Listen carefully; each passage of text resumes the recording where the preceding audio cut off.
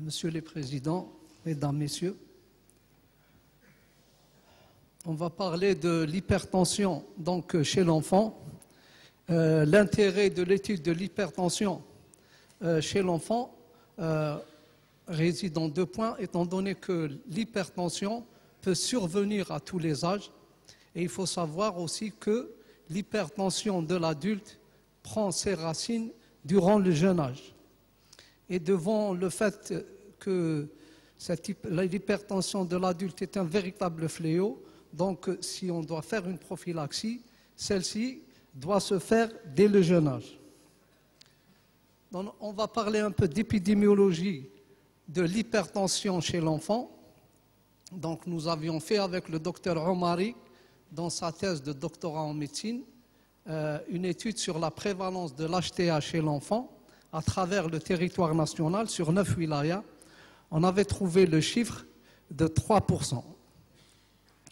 Une autre étude a été faite récemment donc, au niveau de la ville de Mitlili, qui a comparé, on a fait une comparaison entre les chiffres tensionnels au niveau de la ville de Mitlili. La ville de Mitlili, c'est une ville qui est située au sud de Ghardaïa, donc au sud, avec une ville, Cesena, située en Italie, et on avait retrouvé des chiffres tensionnels donc assez élevés, mais on a la particularité, la mesure a été faite une seule fois, c'est pour cela que les chiffres sont un peu élevés, étant donné que pour retenir les chiffres, il faudrait faire 3 mesures successives.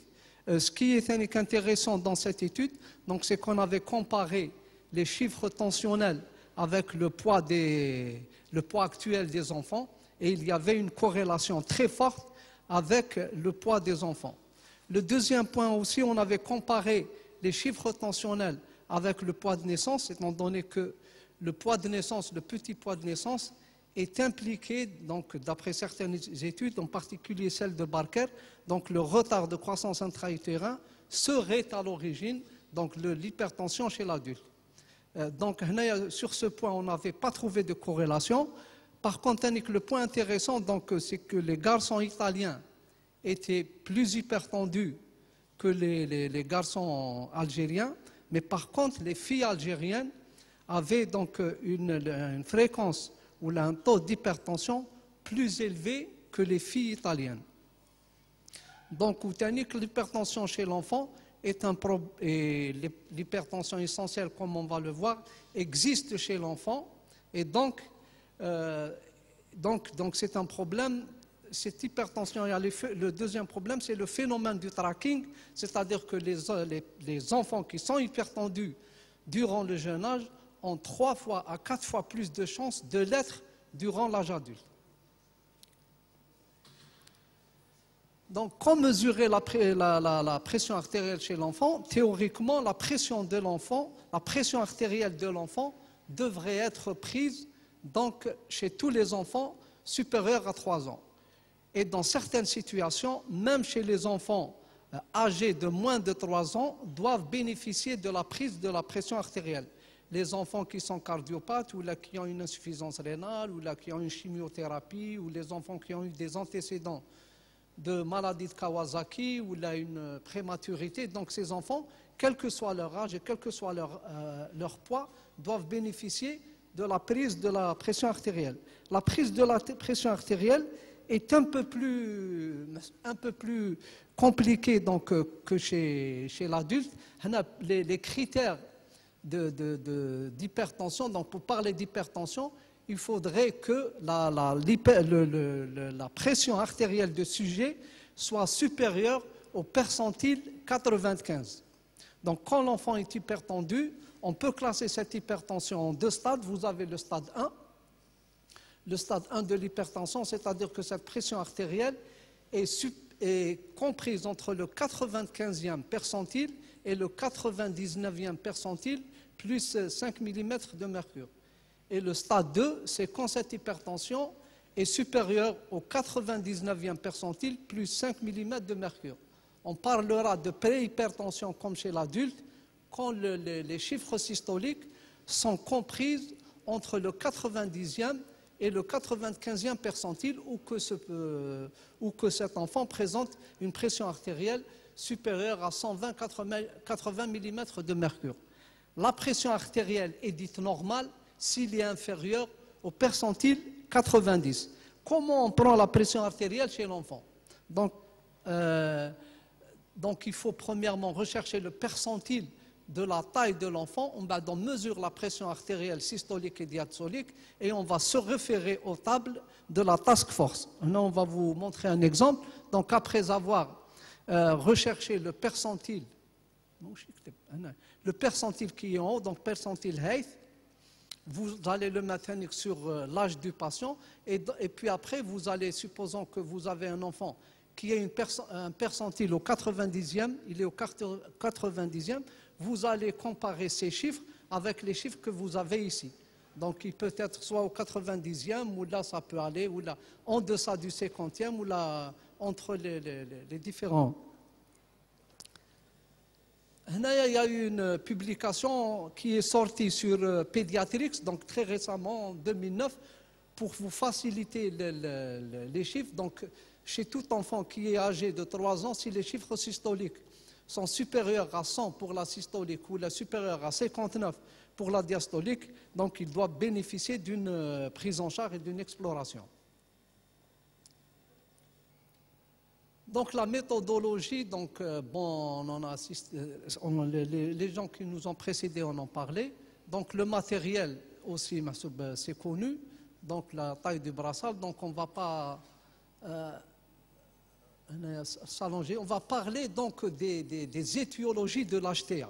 Donc ce qui caractérise la caractéristique de l'HTA chez l'enfant, donc dans notre temps, au début de nos études, il n'y avait presque, on ne parlait pas d'HTA essentiel chez l'enfant.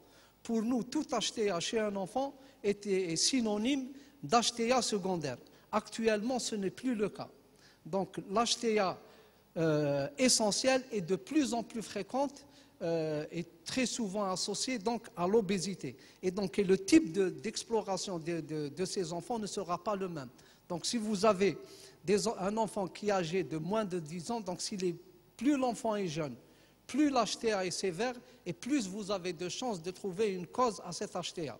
Par contre, si vous avez des HTA qui sont limites et un enfant donc, qui est à l'adolescence et qui a un surpoids, donc très souvent cet HTA est essentiel et le type d'exploration ne va pas se faire de la même manière.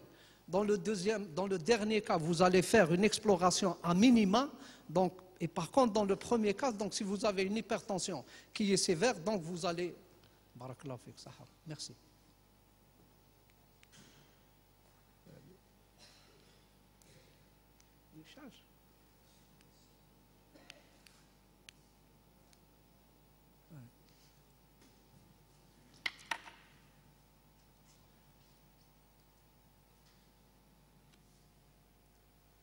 Donc, pour les HTA secondaires et pour ne pas donc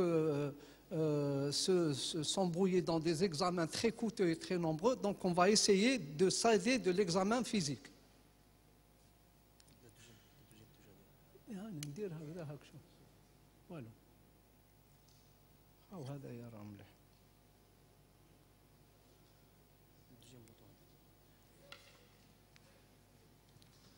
Bon, il y a elles ont été rappelées par mon ami Ben Daoud. Donc, pour les données cliniques qui vont vous orienter vers les étiologies, donc si vous avez une tachycardie, ça peut vous orienter vers une hyperthyroïdie, le phéochromocytome. La prise de la pression artérielle, il y a une particularité chez l'enfant.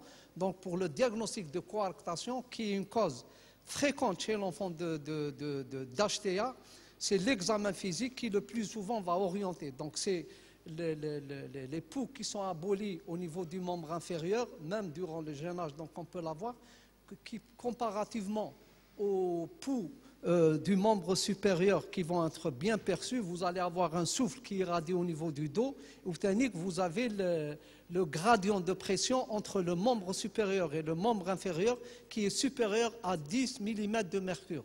Donc avec l'examen physique, vous pouvez affirmer le diagnostic de coarctation de l'aorte. Et donc, si vraiment il y a des doutes, ou là, on peut s'aider de l'échographie, donc par on met la sonde suprasternale et on va mettre en évidence ce gradient. Donc vous allez avoir aussi un retard de croissance dans les problèmes d'insuffisance rénale. L'obésité, donc l'obésité va vous orienter vers une hypertension essentielle. L'obésité troncale vers un problème de syndrome de Cushing. Vous avez certains faciès, certains syndromes où la fréquence de l'HTA est très fréquente. Par exemple, comme le syndrome de Turner ou le syndrome de Noonan ou la neurofibromatose. Vous avez d'autres signes, en particulier le souffle abdominal qui va vous orienter vers une sténose de l'artère rénale. Donc, vous avez un syndrome de Turner avec l'implantation basse et l'orientation inverse des cheveux. Donc, une neurofibromatose. Un syndrome de Williams. Donc, c'est des enfants qui sont bien connus. C'est un syndrome qui est assez fréquent. Et vous avez très souvent une sténose supraaortique qui est associée. Et dans presque 40% des cas, ces enfants présentent une sténose de l'artère rénale. On a des autres cas de syndrome de Williams. On a du plus jeune âge, à un âge très avancé. Vous voyez, on a la sténose suprarénale et les sténoses des artères rénales. Donc le deuxième volet de l'intérêt de l'étude de l'HTA chez l'enfant, c'est le lien très étroit avec l'obésité.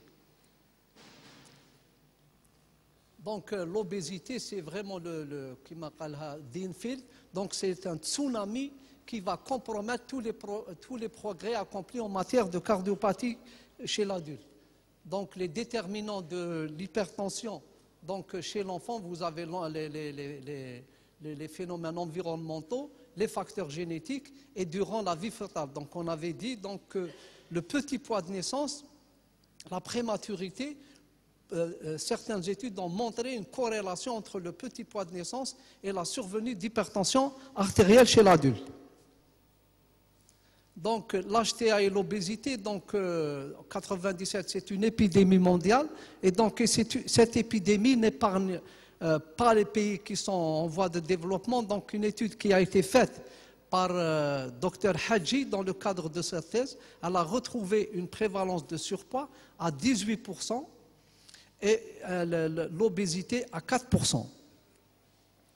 Donc l'étude technique faite par Faulkner, donc il retrouve comme ce qu'on avait retrouvé à Metlili, une corrélation très étroite entre les chiffres tensionnels élevés et le surpoids.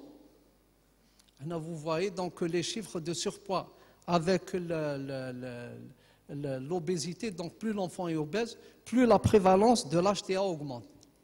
Là, donc les facteurs de risque sont liés donc aux habitudes alimentaires et à l'hygiène de vie. Donc là, vous avez aussi des chiffres aux USA de l'évolution du surpoids chez les enfants. Donc vous voyez l'évolution. Actuellement, c'est en train de stabiliser. Et les tout derniers chiffres, vous avez un chiffre de 11% d'obèses chez les enfants, 2011, et 28% de surpoids.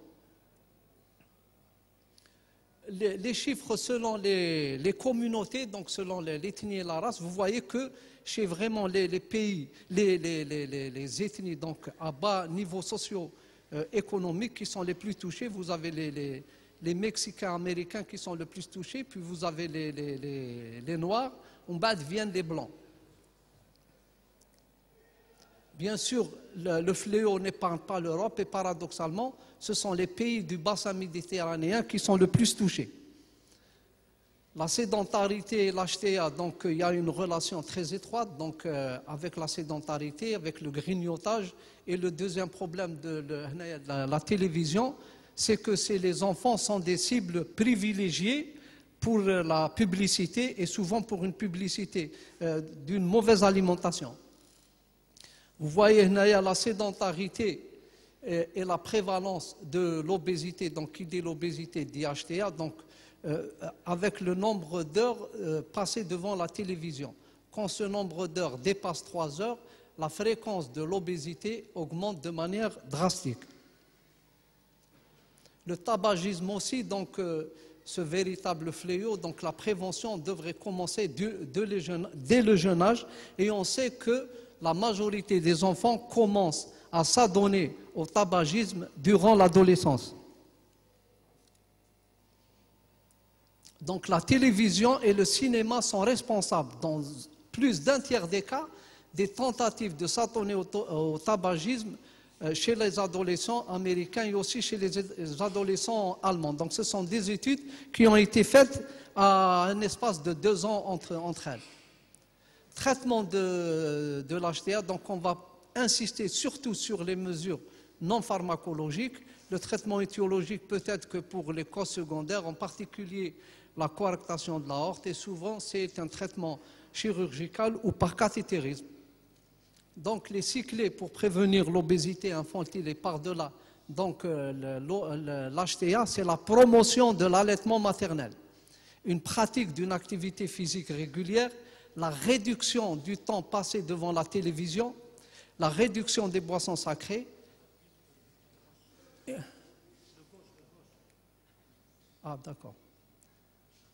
Et l'augmentation de la consommation des fruits et des légumes. Donc, la nécessité de l'activité physique chez l'enfant. Donc, il y a eu une méta-analyse de 850 articles sur une période de 25 années. Ils sont arrivés à la conclusion suivante, que l'enfant avait besoin d'une heure d'activité par jour. Et cela ne peut être réalisé qu'au niveau de l'école. C'est pour cela qu'il faut revaloriser, donc si on veut lutter donc, contre l'hypertension à long terme, c'est de revaloriser le sport à l'école. Le sport, oui, on fait moins d'1 heure par semaine dans les écoles. L'allaitement maternel, bien sûr, donc, qui est un facteur de protection contre les maladies cardiovasculaires. L'allaitement, c'est l'allaitement idéal pour l'enfant. Il faut regarder l'évolution de l'allaitement dans les pays, donc les pays développés, donc comme l'Australie, ou surtout les pays exemples sont les pays nordiques. Et regardez ce qui se passe au niveau de l'Algérie. L'Algérie en 1975. Regardez qui fait l'allaitement maternel. Jusqu'à 6 mois, 80% étaient à l'allaitement maternel. Et regardez maintenant comment il dégringole. Il est à moins de 10% actuellement. Moins de 10% des femmes qui allaitent jusqu'à 6 mois. Donc, comme on avait dit, donc, la prévention doit se faire à un âge de plus en plus précoce et elle doit agir sur l'environnement. Donc, pour conclure, donc, la prévention des maladies cardiovasculaires doit débuter dès l'enfance et le pédiatre ou les médecins de premiers soins sont partie prenante dans la prévention de ce véritable fléau. La prise de la pression artérielle doit faire partie de l'examen de l'enfant comme chez l'adulte et il faut rechercher les causes secondaires chez l'enfant, ceci d'autant plus que cette pression artérielle est élevée et aussi que cette pression artérielle est sévère. L'hypertension artérielle essentielle donc, existe, donc elle existe chez l'enfant et elle fait le lit de l'hypertension artérielle de l'adulte et je vous remercie.